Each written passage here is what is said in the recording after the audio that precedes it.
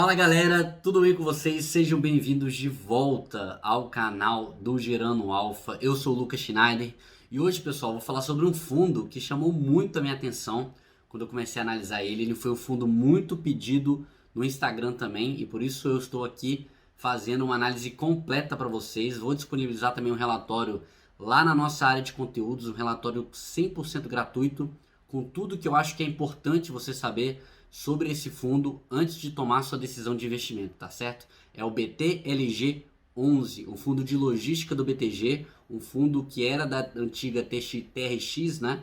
E agora está com a gestão do BTG. Se você quer saber mais sobre esse fundo, então fique ligado nesse vídeo até o final. Se gostar do vídeo, se inscreva no canal, deixa o like. Depois da vinheta a gente começa então.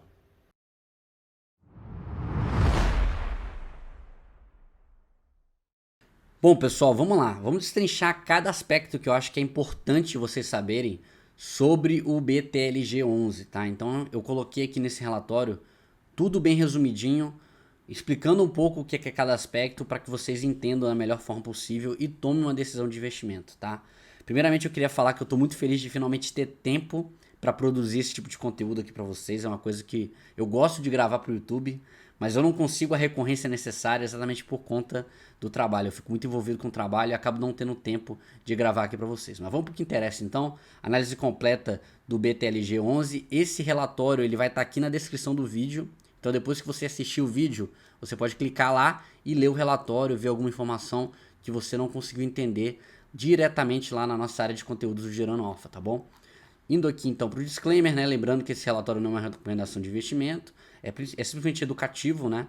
Não possui o objetivo de recomendar a compra e venda de quaisquer ativos. A gente tem um sumário aqui falando um pouco sobre as informações básicas do fundo, os dividendos do BTLG11, a recorrência de pagamento desses rendimentos do BTLG11, a vacância histórica do fundo, tanto financeira quanto física, a gente vai abordar aqui, o portfólio do fundo, né? Quais são os ativos que compõem o fundo BTLG11, se eles são de qualidade ou não, os contratos do BTLG11, como é que eles estão distribuídos, por quais indexadores, por exemplo, qual que é o vencimento desses contratos, e no final uma conclusão sobre o fundo, no qual eu vou exprimir aqui a minha opinião sobre o BTLG11. Falando primeiro sobre algumas informações básicas sobre o BTLG11, tá? É um fundo que já tem 10 anos de existência, né? Ele foi constituído em abril de 2010. Antigamente ele se chamava TRXL11, até que foi feita uma assembleia nos quais os cotistas destituíram a gestora como a TRX, né, e colocaram o BTG Pactual para gerir esse fundo. Então é um fundo que já tem uma certa recorrência, ele já tem um certo histórico, né, digamos assim, mas agora, desde o ano passado, ele está na mão do BTG como gestão, tá? Aqui fala um pouco, é uma forma mais geral de falar do fundo, né? Eu falo que ele pode investir em renda fixa também, que os recursos eles são aplicados sob a gestão do gestor, com consultoria, fala um pouco do BTG aqui, e aqui uma informação importante para vocês, que a taxa de administração é de 0,9% ao ano sobre o valor do mercado. Já já a gente vai ver como é que essa taxa se compara em relação aos pares do setor. Aqui o padrão dos fundos imobiliários, né? Ele distribui 95% dos resultados, e o fundo distribuirá até o dia 25 de cada mês, né, os seus resultados, os seus rendimentos aos seus cotistas, tá? Então, se a gente for olhar aqui uma coisa interessante que eu trouxe para vocês, analisando a taxa de administração do fundo, comparando com o XPLG, HGLG e o VILG, né, que são alguns fundos também que são bem diversificados aí do setor logístico, né? A gente vê que o BTLG ele está meio que no meio ali, né? Ele está abaixo do XPLG, que cobra até taxa de performance junto com o VILG aqui, no que eles conseguirem exceder o benchmark deles, né, que é o IPCA mais 6%. Então tudo que exceder isso aí de retorno do fundo automaticamente vai para a gestão, além de eles terem uma taxa de 0,95% o valor de mercado. A gente vê que o HGLG 11 ele é um fundo realmente diferenciado nessa parte de taxa de administração, né? Porque ele só cobra 0,6% do valor de mercado. Olhando um pouco agora os dividendos do BTLG11, na verdade aqui os rendimentos, né? As distribuições que ele teve por conta dos seus aluguéis. A gente vê que o histórico, né, da antiga gestora TRXL, ele oscilava bastante o dividend yield aqui. Se você for olhar o dividend yield aqui, ele oscilava mais ou menos entre 0,5% e 2,5%. E ao longo de 2016 ele oscilou bastante. No entanto, né, a partir de janeiro de 2017, a gente vê uma recorrência maior do fundo aqui de distribuições em torno ali do 0,5%, né, de distribuição de yield. Então fica um pouco mais recorrente a distribuição no fundo. Atualmente, né, o yield do fundo na data que eu gravo esse vídeo é 0,53%. Então se encontra um pouco acima de alguns pares do mercado, como por exemplo o XPLG11 e o HGLG11, que ambos têm 0,45% aproximadamente. E consideravelmente acima do VILG11, que tem 0,33% de dividend yield. Falando um pouco agora da vacância do BTLG11, essa vacância ao longo do tempo, a gente infelizmente aqui só tem um histórico de um ano, né? Se vocês querem olhar esse gráfico aqui por si mesmo, pode acessar lá o site do Jacinto, do Fundos Explorer, um site excelente para você analisar alguns fundos imobiliários, e você consegue também acessar o relatório gerencial lá diretamente, então é bem interessante, você consegue diversas informações sobre o fundo, tá? Então conforme o gráfico abaixo, a gente consegue ver que o fundo ele tinha uma vacância aqui, por conta de uma fabricante de vidros que deixou o fundo, né? Então acabou que ela deixou esse imóvel bem deteriorado, e aí ele assinou esse contrato ainda em 2019 com a Fenza Coca-Cola, né? Com essa proposta de retrofit, né? De refazer realmente esse galpão de acordo com o que a Fenza gostaria, precisava para sua operação. Então ela fez essa, inclusive a gestora que tocou essa obra foi a TRX, né? Ela praticamente pegou, matou essa obra no peito, fez essa obra, conseguiu entregar a obra para a Fenza Coca-Cola, e a partir de novembro de 2019 o fundo se manteve desde então sem vacância, tá? Sem vacância física e sem vacância financeira, né?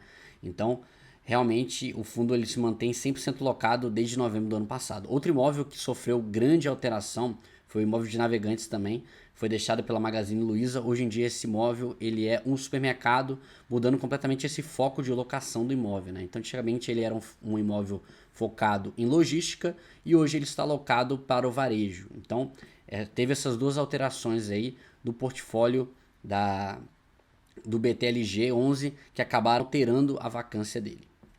Olhando aqui o portfólio do BTLG11, né, a gente vê que atualmente esse fundo ele encontra-se locado em mais de 50% da sua receita de locação para 3 inquilinos, né, SBC, BRF e Westrock.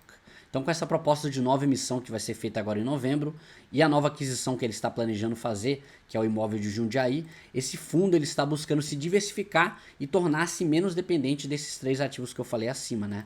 Essa nova aquisição de Jundiaí, eu vou falar em mais detalhes mais à frente, mas ela tem um cap rate estimado de 8% ao ano, né? O que significa esse cap rate? É o quanto que o fundo planeja ter de aluguel desse imóvel que ele está comprando em relação ao preço que ele pagou no imóvel. Então ele tem mais ou menos 8% ao ano de retorno desse investimento no aluguel desse imóvel, tá? Que está de acordo com o padrão dos imóveis aí que foram recém-adquiridos no setor logístico. Então o que a gente percebe dos fundos de logística fazendo emissão em 2020 é que mais ou menos 8% ao ano é o padrão de cap rate aí, desses imóveis que estão sendo comprados nesse ano de 2020, tá? Olhando aqui a receita de locação, como é que ela muda de acordo com essa aquisição. Você tem 27% da SBC antes, que agora é 20% da receita do fundo, 17% da BRF indo para 12%, 11% da Westrock indo para 8%. Então você tem essa diminuição desses 3 ativos dentro da receita de locação no fundo,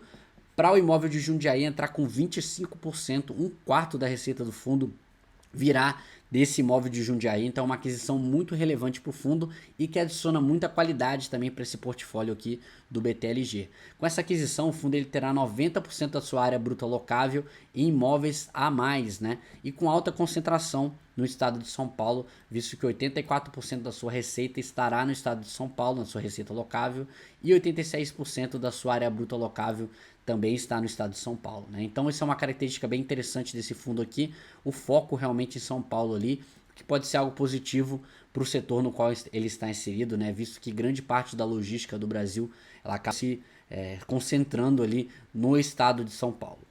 Aqui a gente vê a localização da porcentagem da receita contratada, né? O quanto que representa essa localização de São Paulo para o fundo. Atualmente 84% com essa aquisição nova, 12% Ceará, 2% Rio de Janeiro, 1% Santa Catarina, né? E visto que esse imóvel do Jundiaí ele já se encontra alocado, o fundo ele continuar com 0% de vacância física e financeira. Abaixo eu trago mais alguns detalhes da aquisição. Importante saber que esse imóvel ele é AAA, né? Então o fundo com essa aquisição ele está adicionando muita qualidade para o seu portfólio com uma receita de locação relativamente, né, considerável. 25% da receita de locação é uma baita aquisição do BTLG aí, que eu acho que realmente joga o fundo para talvez outro patamar, um patamar um pouco mais acima do que ele estava no ano passado, né? Aqui eu trago também algumas informações sobre outros ativos que compõem o portfólio do fundo. A gente tem Natura São Paulo, Cerati Vinhedo, Costa Navegantes, né? Esse aqui é o imóvel que eu falei para vocês que foi deixado pela Magazine Luiza, que virou um supermercado, Supermarket Rio de Janeiro, BRF Fortaleza, Fenza São Paulo, Magna Vinhedo e També São Paulo. E a gente tem duas aquisições recentes aqui, que é o West Rock Araçatuba e a Continental Castelo Branco, tá? Esses dois aqui em São Paulo. Esmiuçando aqui para vocês os contratos do BTLG11, a gente vê que majoritariamente são contratos atípicos, né? Que acaba por adicionar mais garantias para quem está locando o imóvel, né? Evitando esses rompimentos de contrato antecipados. Esse tipo de contrato, ele geralmente ele possui multas maiores, né? Multas de você tem que deixar certa quantidade de aluguéis se você quer deixar o imóvel antecipadamente. Então acaba que a pessoa não fica muito motivada a sair do imóvel antes do término do contrato, né? Então isso dá um pouco mais de segurança para o fundo, um pouco mais de segurança para quem está investindo também nesse tipo de fundo. Então a gente vê aqui que 77% dos contratos são atípicos do BTLG, né? E 23% apenas típicos. A gente vê uma grande concentração aqui em fundos logísticos, né? Lembrando que esse tipo de alocação aqui não está considerando a aquisição dos novos imóveis, principalmente o SBC e o Jundiaí, que foram os novos imóveis que foram adquiridos, né? E olhando aqui os tipos de multa dos contratos atípicos, 100% são de saldo remanescente. O que são multas de saldo remanescente, né? Você tem que praticamente pagar o resto dos aluguéis até o fim do seu contrato, caso você queira sair antecipadamente do imóvel. Então acaba que a pessoa que está alocando, ela não tem nenhum interesse em deixar o imóvel perto longe assim do fim da data de término desse contrato. Ela acaba ficando ali. E se ela quiser buscar outra alternativa, ela teria que provavelmente fazer isso aí no ano em que o contrato se encerra. Isso dá uma certa segurança para quem está investindo no fundo e para o próprio fundo também de saber que aquela revisional está chegando e se preocupar com aquela revisional antes que ela acabe gerando alguma vacância física ou financeira no fundo. Então, que nem eu falei aqui para vocês, os tipos de multa, né? 77% são de saldo remanescente, é exatamente a quantidade de contratos atípicos que o fundo tem. Então você pode falar que 100% dos contratos atípicos são de saldo remanescente do fundo. Atualmente, né, ele possui essa exposição mista a indexadores de reajuste. Ele tem 44% da receita contratada com IPCA e 56% de acordo com o GPM, né? O setor alimentício, se você for ver os inquilinos aqui por setor, é o setor predominante da alocação do fundo, né? Possivelmente reduzido após as novas aquisições aí de SBC e Jundiaí. Se você analisar o vencimento dos contratos, você percebe que quase 80% dos contratos eles vencem apenas após 2024. Então você tem esse vault aí que ele coloca aqui, né, de 7 anos, que é basicamente o prazo médio. Se você considerar todos os contratos do fundo e fizer um ponderamento entre eles de acordo com a receita, você tem uma média ponderada do tempo de expiração dos contratos, que acaba sendo 7 anos. Então 7 anos é mais ou menos o quanto que o fundo tem de recorrência de pagamentos aí de distribuições, considerando essa análise pelo Vault, tá? Se vocês quiserem saber mais sobre o Vault, eu acabei deixando aqui algumas explicações maiores sobre ele, né? Então, um Vault menor ele pode ser vantajoso se o fundo acha que o mercado está bem aquecido, né? Se ele acha que ele pode fazer revisões de contratos ou então alocar os seus imóveis acima do preço que eles já estão, né? Acima do cap rate que ele já está colocado lá. Mas ao mesmo tempo, né, esse vault maior ele permite mais tranquilidade para o fundo poder gerir melhor os seus contratos de forma a deixar mais vantajoso para ele, né? Ele pode fazer novas renovações, possíveis extensões de contrato. Grande parte da renda dele então está assegurada se ele tem esse vault um pouco maior. Por fim, né, esse fundo ele é devedor em apenas 2 CRIs, né, os quais são lastreados no fluxo de aluguel do ativo da BRF. Essa obrigação ela possui uma alavancagem muito baixa, com LTV, né, é o quanto que você vê aqui que está emprestado através desse CRIs, né? É emprestado, né? Uma forma que os fundos eles acabam captando dinheiro em relação ao patrimônio líquido do fundo. Então você tem um LTV de 7,7%, é uma alavancagem bem baixa, bem tranquila. Isso mostra relativa tranquilidade financeira para esse fundo aqui do BTG.